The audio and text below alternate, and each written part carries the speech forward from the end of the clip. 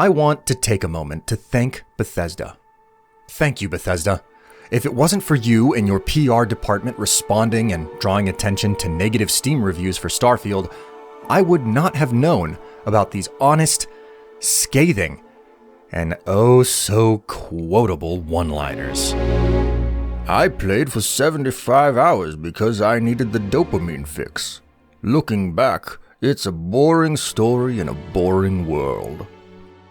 Yeah, have you ever eaten at a fast food restaurant, felt terrible afterwards, and still go back for more? That's Starfield.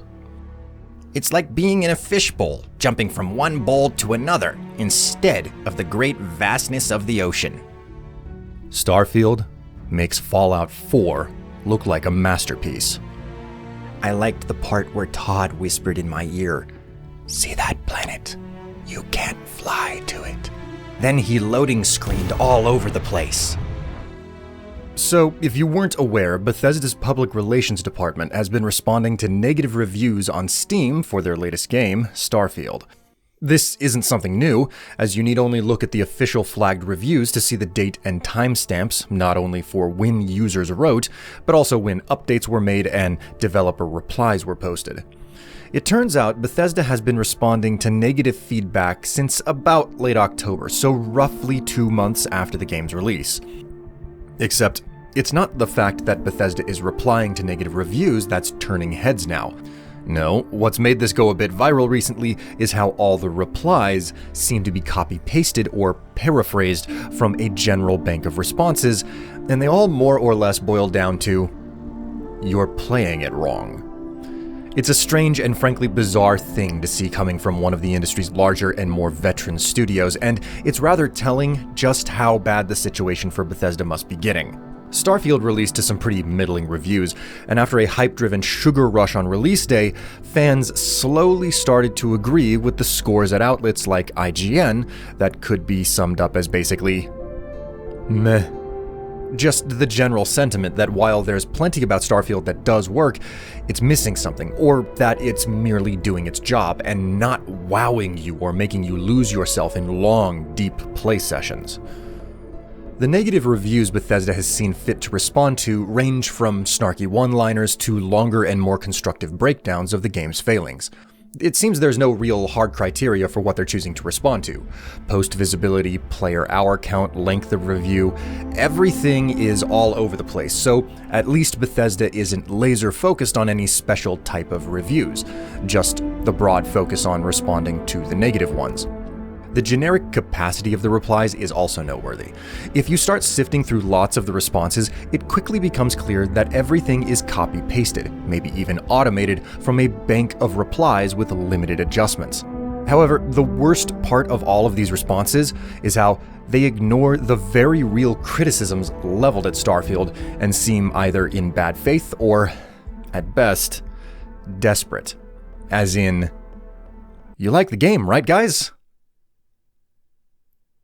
You like it, right? Please like the game." It's honestly a sad sight. I could sit here and talk about the responses, but let's just look at one to see how dissonant it gets. "Thank you for taking the time to leave a review for Starfield. You can fly, you can shoot, you can mine, you can loot.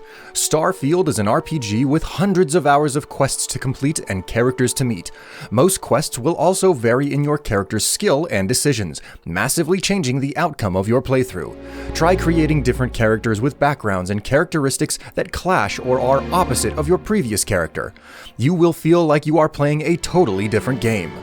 Put points in different skills from a character you've previously created, and you are now faced with completely different decisions to make and difficulties to encounter. There are so many layers to Starfield that you'll find things you've never knew were possible after playing for hundreds of hours. Even after completing the main story, your adventure doesn't end. You can continue on to New Game Plus to keep exploring Starfield and all that is out there. New Game Plus, like many other games, will reset your progress in exchange for exclusive items gained as you go through each New Game Plus." Now, I don't want to spend most of this video breaking down cognitive dissonance, but when it's this blatant, you can't avoid at least directly addressing it once. This is a response to a short review that started with, a regression from Fallout 4 in many ways. Starfield has been a personal disappointment, and ended with, "I suggest you pass on this game until major changes or major discounts come along." There's no room for error in how the person who wrote this review didn't like the game. Trying to convince them otherwise is wasted breath, which is a bad enough start. But this reply, it outright contradicts itself. In the span of 9 sentences, it tells you to make new characters with different backgrounds to experience the game in different ways. Then it says you only need to put points in different skills on an existing character for a different experience. Then it says you should keep playing the same character with New Game Plus. Meanwhile, in between these statements is the implicit understanding that each character is supposed to last at least tens of hours, if not reach hundreds of hours of playtime. It's indicating that not liking the game means you should play more, but that you should both start over and keep playing the same character. It's mind-boggling how this pseudo-response tries to convince someone who doesn't like the game to keep playing with contradicting arguments. While this is one of the more succinct examples of cognitive dissonance in the developer replies, it's not isolated. There are more than 100 responses, not all exactly like this, but equally as vain and directed at people who have already made up their minds. What is this sort of response supposed to achieve? The only thing it's coming off as, to me, is telling people they're playing it wrong, or they just don't get art. That never works. And this attempt at damage control just looks anywhere between bad and sad. As difficult or cringe as seeing all of this is, it makes me think of the lead developer behind No Man's Sky, Sean Murray.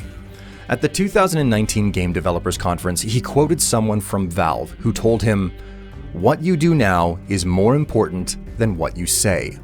There is real truth in that statement, and No Man's Sky is easily one of the largest comeback stories for any game in the industry because the developers spoke with actions, patching the game out of the shell of a program it was at launch to what it is now.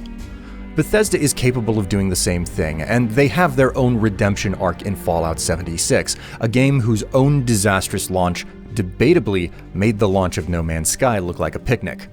It's arguable whether Fallout 76 is comparable to any of Bethesda's single-player games, but it does show that a turnaround is possible. Like it or not, we live in an era of release it incomplete and patch it till it's done. While that tactic does leave the door wide open for greedy publishers to cash in early and effectively produce abandonware, there's no telling if that's what's happening with any game till you're in the middle of it.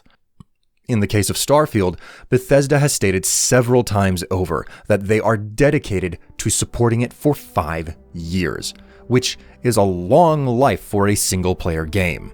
What remains to be seen is, what does Bethesda mean by support? Does it just mean extra Creation Club content? Does it mean patches and fixes for bugs only? Or is it a promise to do hard reworks of systems, or massive content updates with additional random locations that spawn across the game when exploring? Does it mean new quest lines on just mission boards, or full voice-acted sequences? And most importantly, if they do major updates to the game, is that support something you have to pay for, or will it be free? Time will tell in regards to all of these things, but as it currently stands, I'll refer back to Sean Murray for what we need to pay attention to. However, as a developer of a released game, I think that there's only one thing that's credible, and that's your actions.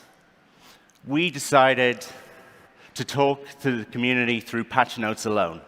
So if we wanted to say something to our players, we had to put something in a build, and we had to ship that build, and then we had to tell people about it. And there's something really pure and simple about that, and it informs the way we develop. It will inform the way we develop going forward.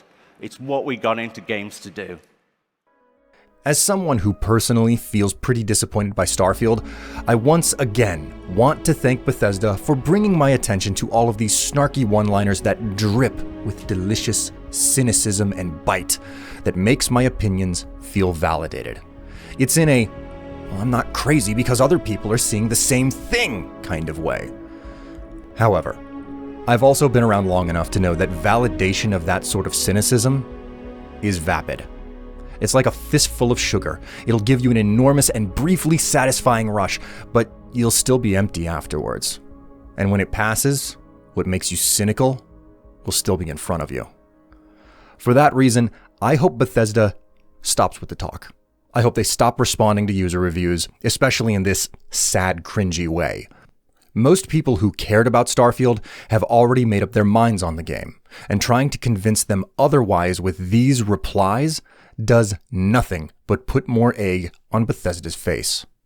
If they really care about supporting Starfield for 5 years and want it to be something we look at fondly by the end of that cycle, they'll stop talking. Because what they do matters more than what they say.